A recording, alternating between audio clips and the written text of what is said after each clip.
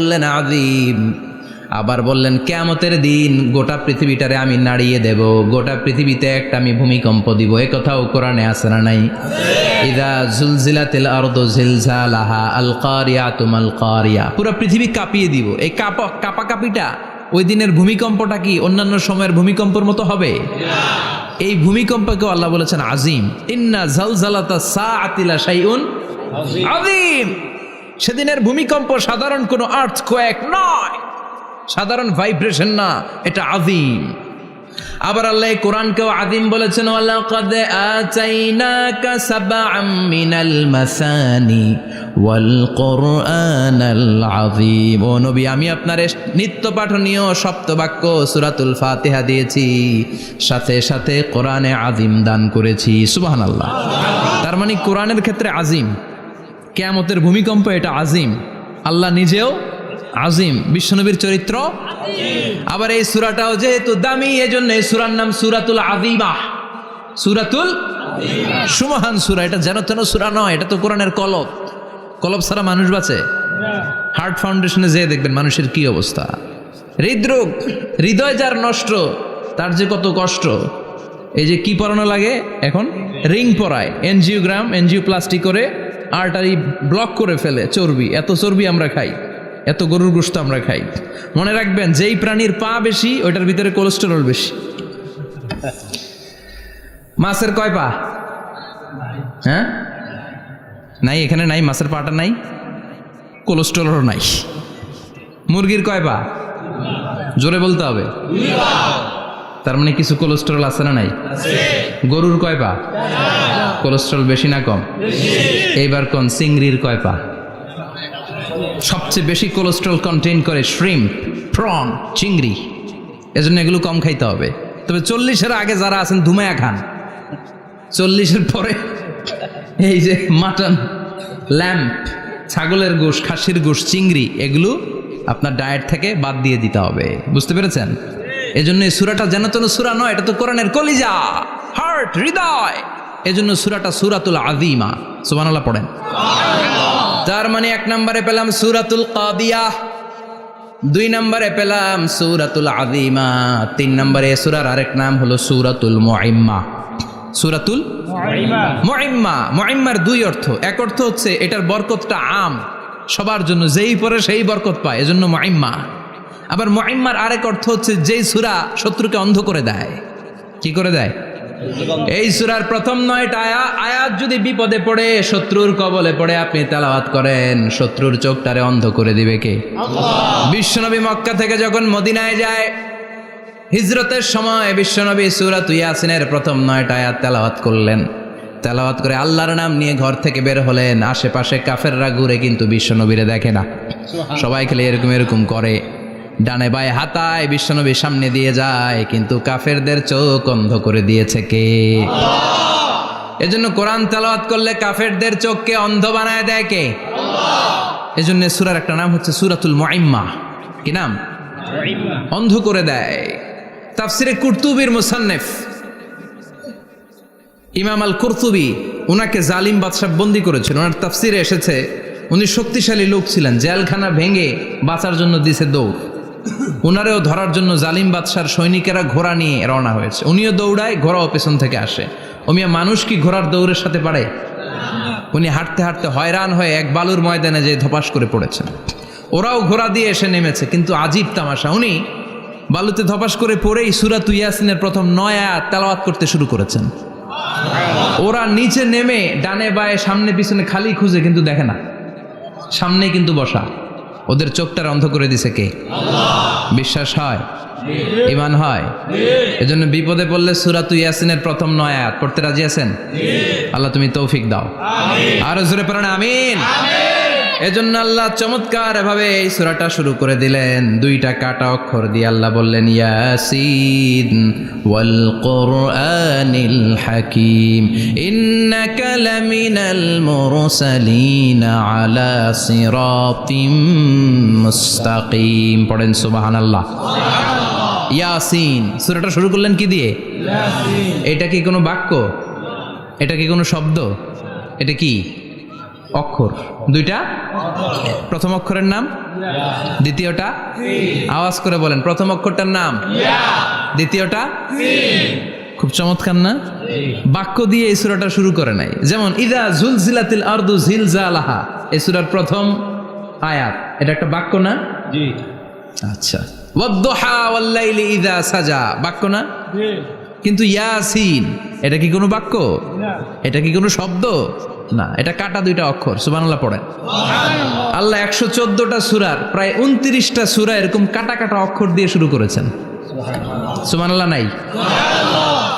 এই 29টা সূরা কখন আল্লাহ একটা অক্ষর দিয়ে শুরু করেছেন, কখনো 2টা অক্ষর দিয়ে, কখনো 3টা দিয়ে, কখনো 4টা দিয়ে, কখনো 5টা দিয়ে।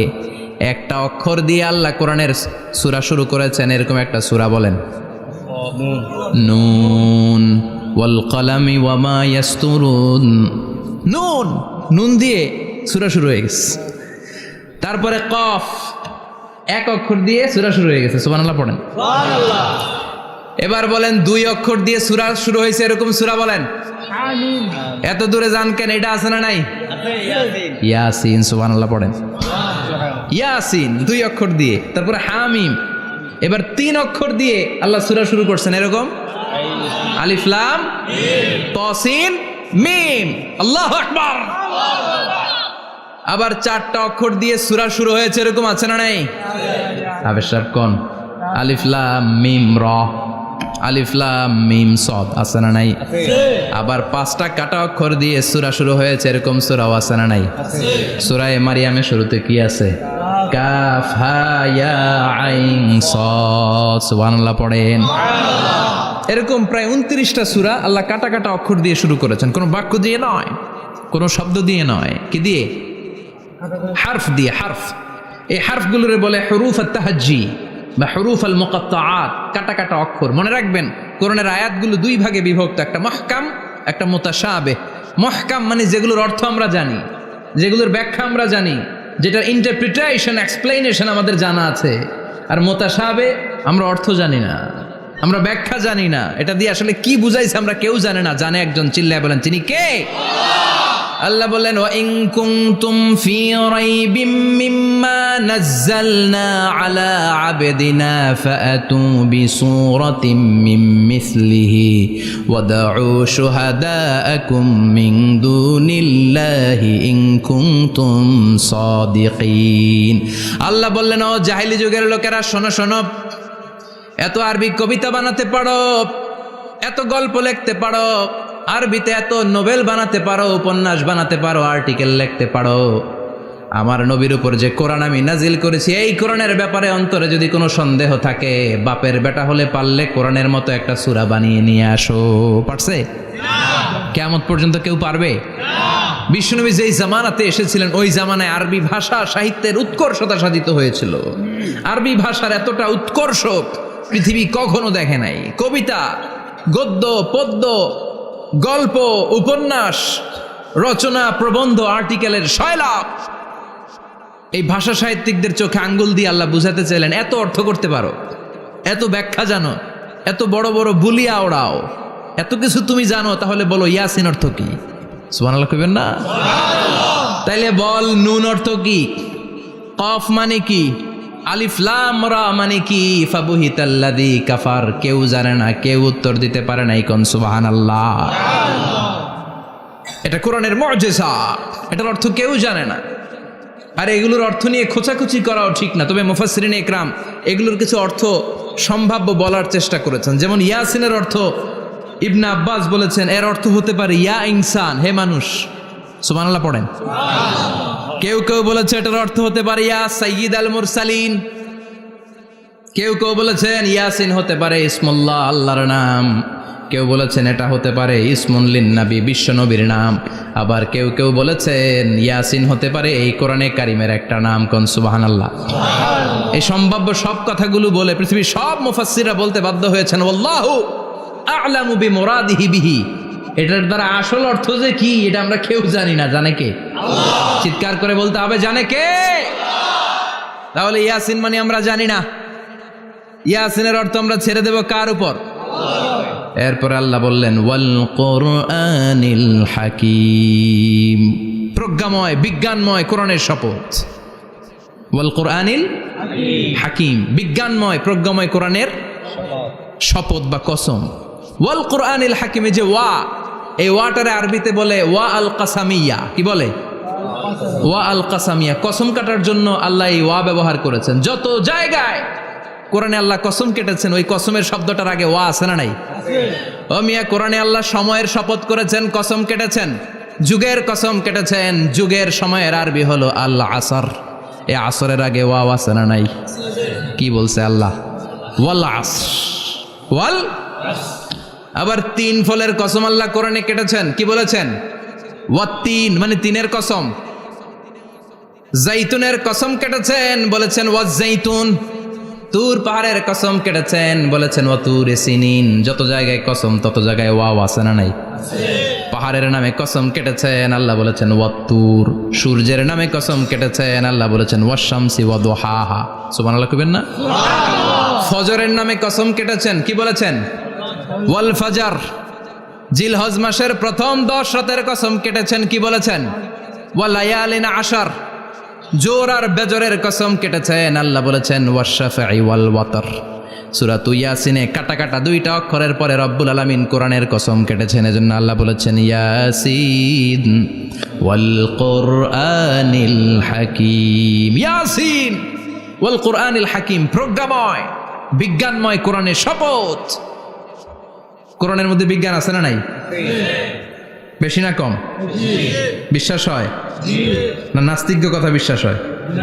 নাস্তিকরা বলে কোরআনের মধ্যে বিজ্ঞান নাই, কোরআনের মধ্যে সায়েন্স নাই, কোরআনের ভেতরে টেকনোলজি নাই। কিন্তু কোরআন বলে এমন কিছু নাই, মানুষের প্রয়োজনীয় এমন কিছু নাই যেটা আমার ভিতরে নাই। আল্লাহু আকবার। আল্লাহ বললেন মা ফররাতনা ফিল কিতাবি মিন শাই, কিতাবের মধ্যে আমি কিছু বাদ রেখে দেই নাই। ইতিহাসের কথা বলেছি, পাতালপুরীর কথা বলেছি, ঊর্ধ্ব জগতের কথা বলেছি, মহাকাশের কথা বলেছি, cosmology, astrology, geology, zoology, botany, human anatomy, embryology, সব কিছুর কথা কোরআনের মধ্যে দিয়েছে কে? কোরআনের ভেতরে মানুষের কথা আছে না নাই? কোরআনের মধ্যে গাভীর কথা আছে না নাই? গাভীর কথাও আছে। কই আছে? হ্যাঁ, সূরাতুল গাভীর সূরা। সুবহানাল্লাহ কইবেন না? মানুষের কথা আছে সূরাতুল ইনসান, জিনদের কথা আছে সূরাতুল জিন, মাকড়সার কথা আছে সূরাতুল আনকাবুত, মৌমাছির কথা আছে সূরাতুন নাহাল। মৌমাছির কথা বলেছেন, দুধের কথা বলেছেন, প্রাণীর কথা বলেছেন, খাদ্যের কথা বলেছেন, মানুষের দেহ বৈশিষ্ট্যের কথাও বলেছেন। চিৎকার করে পড়েন আল্লাহু আকবার। আল্লাহ বললেন ওয়া আওহা রাব্বুকা ইলান নাহলি আনিত্তাখিযি মিনাল জিবালি বুয়ুতাও ওয়া মিনাশ শাজারি ওয়া মিম্মা ইয়ারিশুন। সুবহানাল্লাহ পড়েন। ওয়া আওহা রাব্বুকা ইলান নাহল, আল্লাহ মৌমাছির কাছে সিক্রেট মেসেজ পাঠিয়েছেন। সুবহানাল্লাহ পড়েন। ওহীকে আরবিতে বলে সিক্রেট মেসেজ। সায়েন্টিফিক আলোচনা শুরু হইতেছে, মনোযোগ আছে না গেছে? জিমানি ধরছে? হ্যাঁ, মনোযোগ আছে না গেছে? তাকবীর দেওয়া যাবে? জোরে না আসতে? শুরুতে বিবাহিতরা দেন, এরপরে অবিবাহিতরা দেন, এরপরে সবাই মিলে দেন। বিবাহিত কারা কারা দেখি?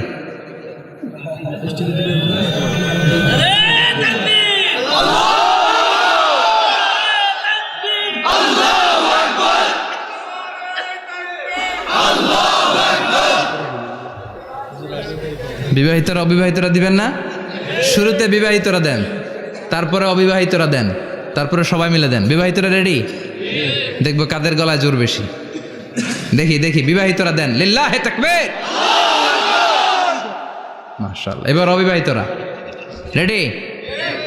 আওয়াজ নাই, হেরে যাবে আজকে, হেরে যাবে। রেডি? তাকবীর দাও। লিল্লাহি তাকবীর।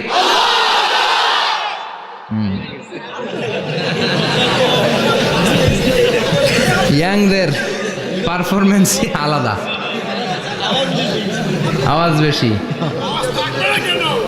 এবার সবাই মিলে তিনটা। লিল্লাহি তাকবীর, লিল্লাহি তাকবীর, লিল্লাহি তাকবীর। আল্লাহ মৌমাছিকে ওহী করেছেন। কি করেছে দেখেন, ওয়াল কোরআনিল হাকিম, আল্লাহ যে বললেন শেষ হবে না এই কথা। ওয়াল কোরআনিল হাকিম, বিজ্ঞানময় কোরআনের শপথ, প্রজ্ঞাময় কোরআনের শপথ। বিশ্বনবী বলেন লা তুহসা আজাইবুহু, কোরআনের আশ্চর্যান্বিতার কোনো শেষ নাই। ওয়ালা তাবলা গারাইবুহু, কোরআন কোনোদিন কারো কাছে পুরাতন মনে হয় না। ফিহি মাসাবিহুল হুদা, কোরআনের মধ্যে আছে হেদায়েতের মশাল। ওয়া মানারুল হিকমা, কোরআন হলো বিজ্ঞানের সুউচ্চ মিনার।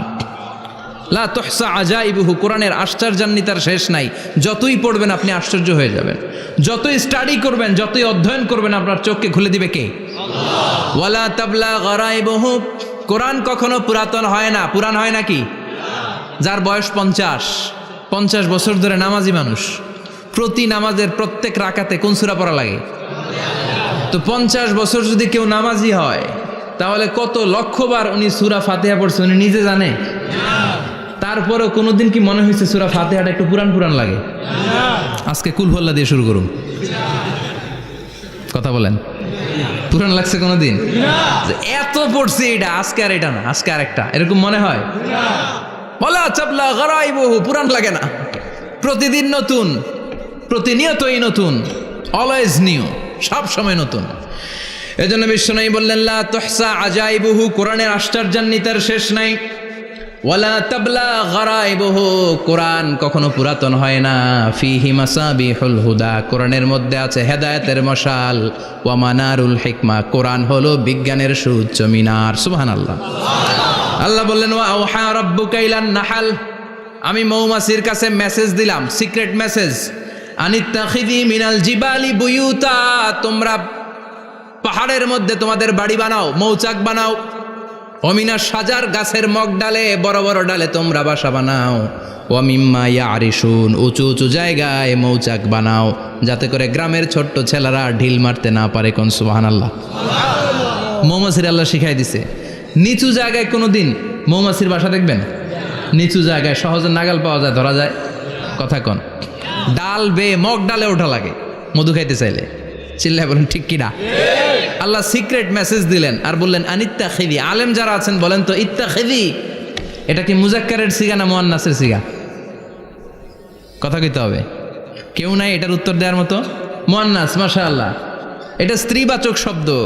আল্লাহ মৌমাছিকে যে মেসেজ করছে পুরুষ মৌমাছিরে কয় নাই, এটা নারী মৌমাছিরে কইছে। চিল্লা এখন সুবহানাল্লাহ।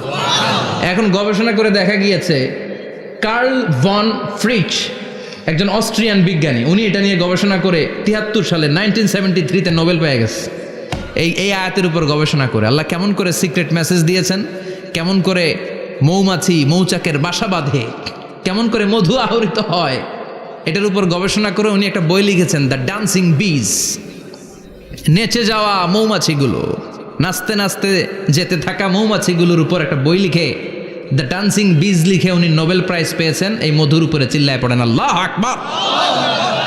এখন কোরআনের আয়াত থেকে বোঝা গেল আনিত্তাখিযি মিনাল জিবালি বুয়ুতা, আল্লাহ নারী মৌমাছিকে বলেছেন মৌচাক বানাও, তোমাদের মধু রাখার জন্য বাসা বানাও। কার্ল ভন ফ্রিচ গবেষণা করে পেয়েছে মৌচাকের বাসা বানানো হয়, মধু আহরণ করা হয়।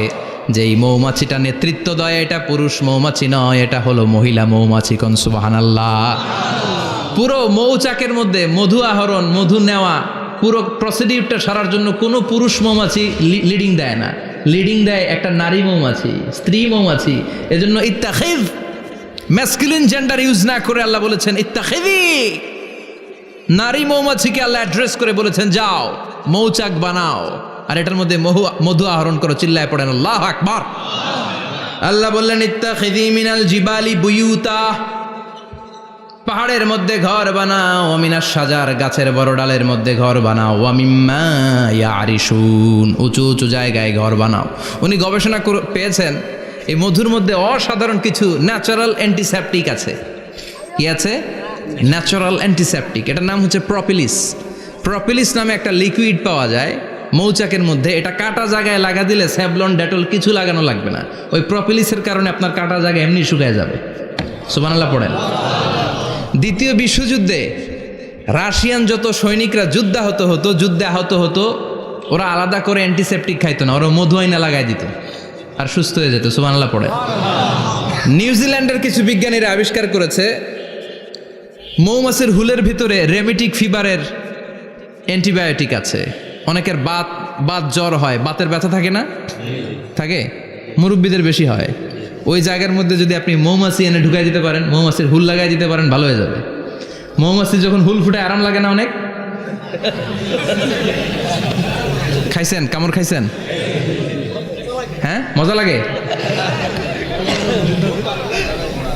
তো নিউজিল্যান্ডের এই গবেষকরা এরা আবিষ্কার করেছে যে মৌমাছি যদি হুল ফুটিয়ে দেয়, ওইখানে বাতের ব্যথা থাকলে, বেদনা থাকলে এটা ভালো হয়ে যাবে। আমি নিজে দেখেছি, বিবিসি একটা ডকুমেন্টারি, ইজিপশিয়ান একজন ফিজিশিয়ান, চিকিৎসক, উনি ওনার বাতের ব্যথায় আক্রান্ত যত রুগীরা আছে ওদের গায়ের মধ্যে মৌমাছি এনে এনে নিজে নিজে হুল ফুটায়। রুগী চিৎকার মারে, ও মাগো, ও আল্লাহ গো, কিন্তু একদিন পরে ব্যথা নাই, আর কয় ভালো হয়ে গেছি। সুবহানাল্লাহ কইবেন না?